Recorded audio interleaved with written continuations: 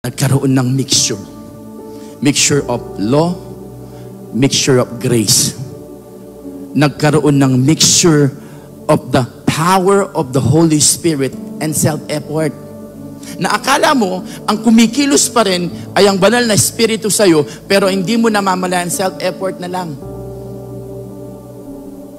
Pwede akong mangaral na parang anointed ang dating, pero pwedeng gawin ko sa laman. Pwede kayong kumanta, pwede tayong maglingkod under our self-effort.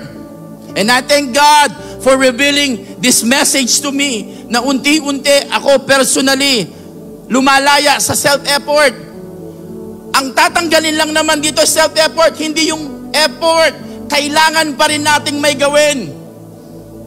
Kaso, ayaw nating mag-end up dun sa didn't we preach, didn't we cast out, didn't we heal? Di ba ginawa namin to, pero sabi ni Lord, depart from me, I never knew you. Ayaw nating mag-end up dun sa pagkatapos nating gawin, nasunog lang pala. Bakit nasunog? Kasi mali ang pundasyon. At ibinabalik ng Diyos ngayon ang tamang pundasyon. At ang pundasyon ng simbahan, maniwala ka man o hindi, it is the very love of God, yung sobrang pagmamahal niya sa kanyang katawan.